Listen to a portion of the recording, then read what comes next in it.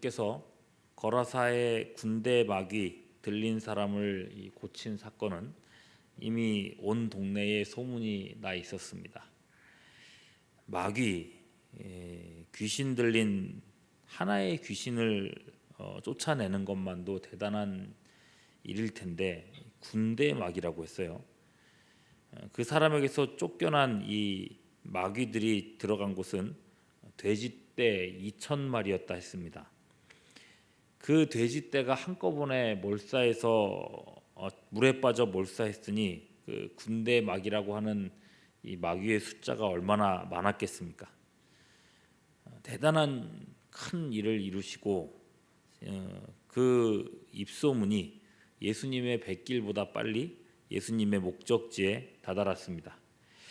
21절 보시면요, 예수께서 배를 타시고 다시 맞은편으로 건너가시니 큰 무리가 그에게로 모였다라고 얘기했습니다.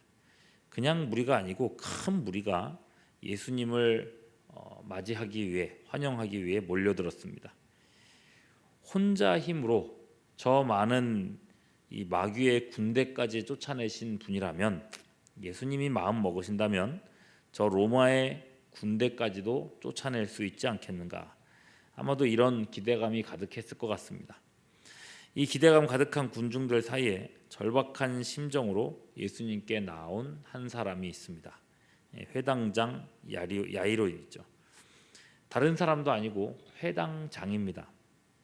회당장이면 당시의 종교 지도자 중에 한 사람입니다. 이 시점이면 마가복음 3장에서 예수님과 이 안식일을 두고 한 차례 논쟁이 있었고요. 이때 종교 지도자들은 어떻게 예수를 죽일 것인가 의논하고 있었던 시점입니다. 그렇게 예수님을 대적했던 무리의 수장급에 드는 한 사람이 회당장이라는 사람입니다. 그런 인물인데 그가 사람들 사이를 비집고 나오더니 예수님 발 앞에 엎드린 겁니다. 그리고 예수님께 간곡히 부탁을 드리죠. 바리새인들, 서기관들이 봤으면 아마 길길이 뛰었을 장면일 겁니다. 이 회당장에게 도대체 어떤 일이 생겼는가? 23절, 내 어린 딸이 죽게 되었사오니 오셔서 그 위에 손을 얹으사 그로 구원을 받아 살게 하소서. 딸이 죽어간다는 겁니다. 곧 떨어져 버릴 낙엽처럼 옅은 숨을 쉬고 있습니다. 죽어가는 딸을 쳐다보는 이 아빠의 마음이죠. 거반 미치지 않겠습니까? 내가 할 수 있는 게 있다면 내 목숨이라도 대신하고자 하는 그런 마음이었을 겁니다. 그런 와중에 누군가가 말한 겁니다. 예수님이 우리 마을에 돌아오신다고 한다. 이 한마디가 그의 귀를 울렸습니다. 수많은 기적을 행해 오신 예수님이에요. 나병 환자, 중풍병자, 당시로서 불치병을 깨끗게 하셨던 그 예수님이 우리 마을로 오셨다는 겁니다. 이 예수님이라고 하는 한마디에 야이로는 반사적으로 달려갔습니다. 수많은 군중을 거칠게 비집고 들어갑니다. 그리고는 예수님께 무릎을 꿇습니다.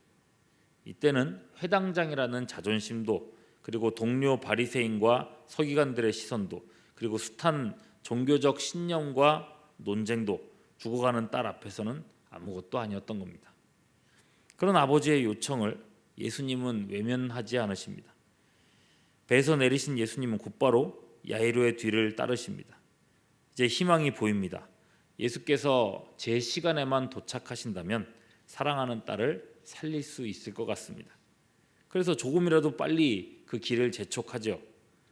그런데 잘 따라오시던 이 예수님께서 갑자기 멈추십니다.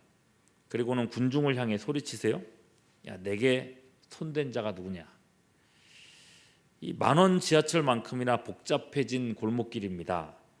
밀고 밀리는 이 사람들이 많아요. 근데 여기엔 구경꾼만 있는 게 아니죠. 마가복음 3장 10절에 보면 많은 사람을 고치셨으므로 병으로 고생하는 자들이 예수를 만지고자 몰려왔습니다. 그랬습니다. 예수님을 만지기만 해도 병을 고침을 받겠다 믿었던 많은 사람들, 그들이 예수님 가까이 가려고 안달입니다. 그런데 무슨 딴지 거시는 것도 아니고 이 바쁜 시간에 내게 손댄 사람이 누구냐고 찾고 계세요.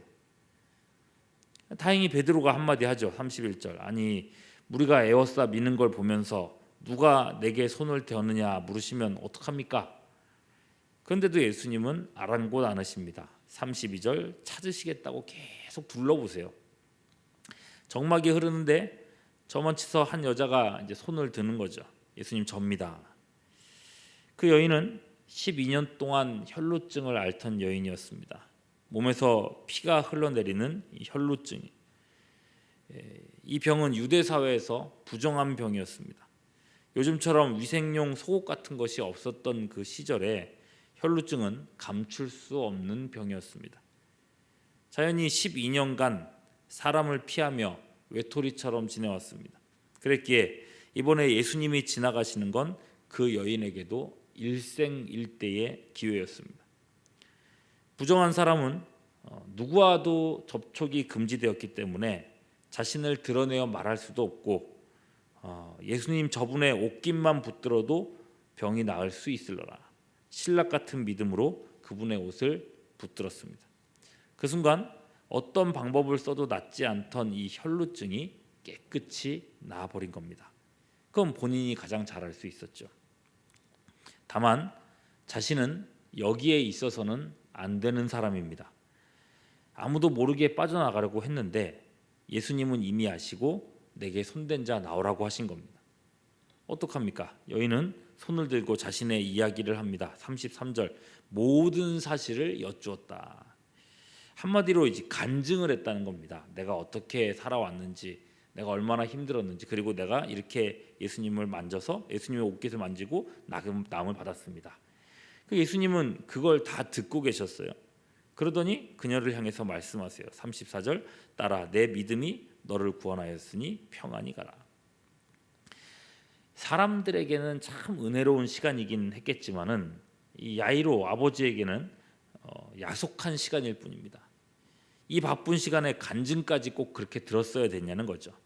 그래요. 예수님 압니다. 안다고요. 예수님이 고칠 수 있다는 거 믿습니다. 볼일 다 보셨으면 이제는 지체 말고 가자고요. 제발. 그런 생각뿐이었을 겁니다. 그랬는데 35절 아직 예수께서 말씀하실 때에 회당장의 집에서 사람들이 와서 회당장에게 이르되 당신의 딸이 죽었나이다. 어찌하여 선생을 더 괴롭게 하나이까. 하늘이 무너지는 것 같은 말입니다. 사람들 말대로예요. 다 끝났습니다. 차라리 내가 집에 있어서 딸의 마지막 모습이라도 지켜볼 걸. 그 어린 것이 얼마나 아빠를 찾았을까. 주체 없이 눈물이 흐르는 거죠. 예수님이 야속하기만 합니다. 꼭 거기서 그렇게 시간을 보내셨어야 하는가.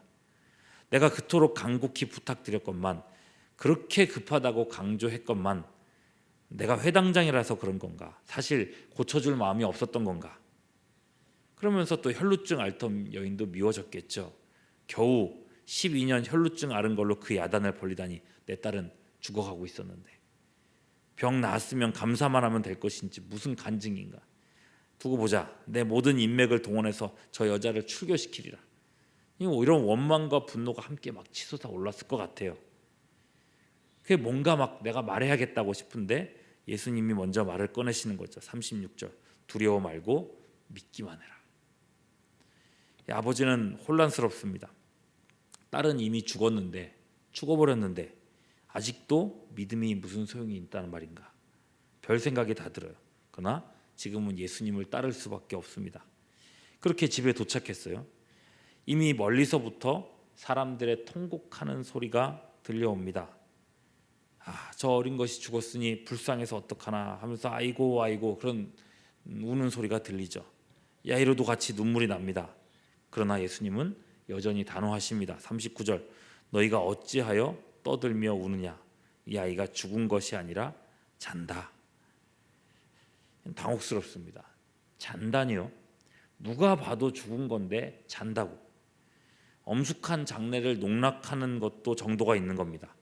만일 이 말이 위로하기 위한 말이었다면 잘못해도 한참 잘못한 겁니다. 그러나 예수님의 말은 장난도 아니었고 위로를 위한 그런 빈말도 아니었습니다. 예수님은 그 아이의 손을 잡으시더니 그렇게 말씀하십니다. 41절 달리다쿰. 달리다쿰.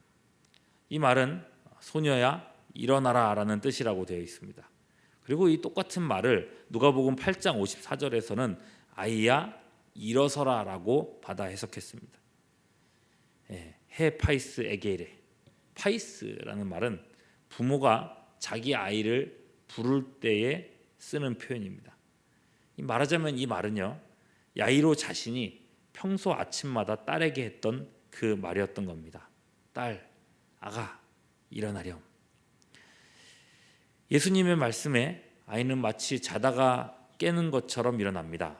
42절 소녀가 곧 일어나 걸으니. 이렇게 일어난 아이를 위해서 예수님께서 말씀을 이어가시죠. 43절 후반절 먹을 것을 주라. 이건 역시도 야이로가 평소에 딸을 위해서 했던 말이었던 겁니다. 매일 아침마다 해왔던 말, 그냥 당연하다 생각하면서 했던 말이었는데 그 말을 오늘 예수님에게서 듣게 된 거죠. 이 아이가 살아났습니다. 살아날 뿐만 아니라 이제는 끝이라고 생각했던 그 일상의 말들을 또다시 이어갈 수 있게 되었습니다. 딸 일어나 라고 말할 수 있는 것, 여보 밥 먹어요, 다녀왔습니다. 아무렇지도 않게 흘려보낼 수 있는 이 말이 얼마나 소중한 것이었는지요.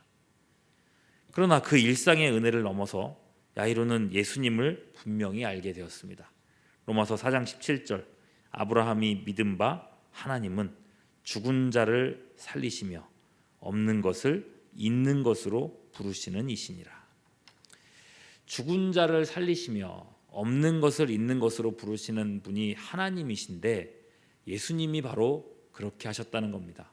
죽은 자를 자는 자처럼 불러 일으키시는 권능은 오직 하나님의 아들이신 예수님께만 있었습니다. 실로 예수님 이후로 믿는 사람 안에서 죽음은 잠이 되었습니다. 요한복음 11장에서 예수님은 죽은 나사로를 잔다라고 얘기하셨고 사도행전 7장에서 스데반이 돌에 맞아 죽을 때에 그 죽음을 잔이라라고 표현했습니다. 고린도전서 15장 18절 그리스도 안에서 죽은 자들을 그리스도 안에서 잠자는 자들이라고 말씀합니다. 오늘 야이로는 죽었던 자신의 아이를 돌려받았지만 결국 언젠가는 또다시 헤어져야 함을 더욱 뼈저리게 알게 되었을 겁니다. 그렇기에 야이로 역시도 예수님 안에서 부활의 소망을 품게 되었을 줄 압니다.